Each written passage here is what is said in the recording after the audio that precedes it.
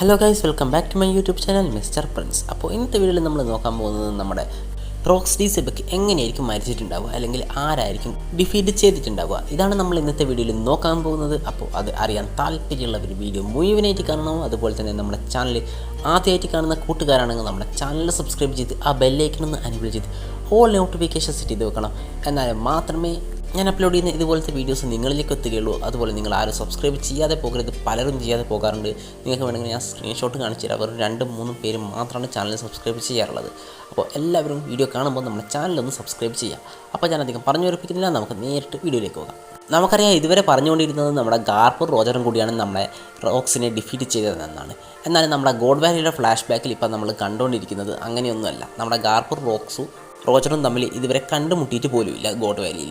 അതും പോരാഞ്ഞിട്ട് റോക്സ് ആണെങ്കിൽ നമ്മുടെ ഇമുസ്വാമിയായിട്ട് ഫൈറ്റ് ചെയ്യാൻ പോവുകയാണ്. റോക്സ് ഒറ്റയ്ക്കല്ല ഫൈറ്റ് ചെയ്യുന്നത്, നമ്മുടെ കായിഡോ അതുപോലെ തന്നെ വൈറ്റ് ബീഡും നമ്മുടെ റോക്സിൻ്റെ കൂടെ ഉണ്ട്. അതുമാത്രമല്ല, നമ്മുടെ ഇമുസാമ നമ്മുടെ സാറ്റേണിൻ്റെ ബോഡി കൺട്രോൾ ചെയ്തിട്ടാണ് അവിടെ വന്നിട്ടുള്ളത്. അപ്പോൾ ഈ ഒരു ഫൈറ്റിൽ എന്തായാലും നമ്മുടെ റോക്സ് ഇമുസാമനെ ഡിഫീറ്റ് ചെയ്യുമെന്ന് എനിക്ക് തോന്നുന്നില്ല. അപ്പോൾ അങ്ങനെയാണെങ്കിൽ നമ്മുടെ ഇമുസാമയാണോ നമ്മുടെ റോക്സിനെ കൊന്നതെന്ന് ചോദിച്ചാൽ ചിലപ്പോൾ അങ്ങനെയാണെന്ന് നമുക്ക് പറയാൻ പറ്റും.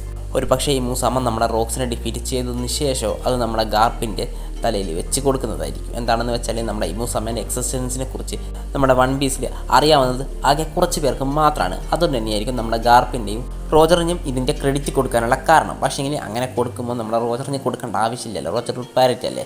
അപ്പോൾ ചിലപ്പോൾ ഇങ്ങനെയായിരിക്കും നടന്നിട്ടുണ്ടാകാം. നമ്മുടെ ഇമുസാമ നമ്മുടെ റോക്സിനെ ഡിഫീറ്റ് ചെയ്തിട്ടുണ്ടാകും. അതിനുശേഷം നമ്മുടെ റോക്സിനെ നമ്മുടെ ഇമുസാമ ഡോമി റിവേഴ്സ് ഉപയോഗിച്ച് ഒരു ഡീമണിലേക്ക് കൺവേർട്ട് ചെയ്തിട്ടുണ്ടാകും. അതിനുശേഷം നമ്മുടെ ഇമുസാമ നമ്മുടെ റോക്സിനെയും അതുപോലെ തന്നെ മറ്റുള്ളവരെയും അവിടെ ഇട്ടിട്ട് തൻ്റെ കാസലിലേക്ക് പോയിട്ടുണ്ടാകും, റോക്സിനെ ഫിനിഷ് ചെയ്യാതെ തന്നെ.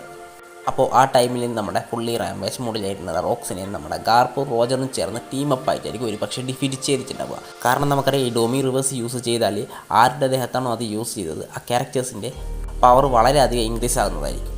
അതുകൊണ്ട് തന്നെ റോക്സുമായിട്ട് ഒരു 1v1 ഫൈറ്റ് ചെയ്യാന്ന് വെച്ചാൽ അത് ഇമ്പോസിബിൾ ആണ്.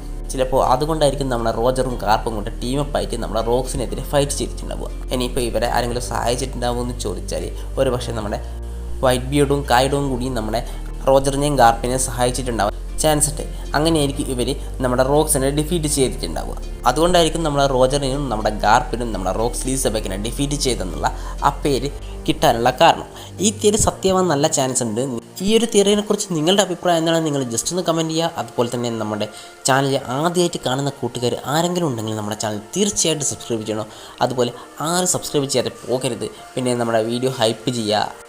അപ്പോൾ ഇന്നത്തെ വീഡിയോ ഇത്ര മാത്രമേ ഉള്ളൂ. നിങ്ങൾക്ക് വീഡിയോ ഇഷ്ടപ്പെട്ടിട്ടുണ്ടാകുമെന്ന് വിചാരിക്കുന്നു. മറ്റൊരു ദിവസം മറ്റൊരു വീഡിയോയിൽ കാണുന്നത് വരെ ബൈ ബൈ.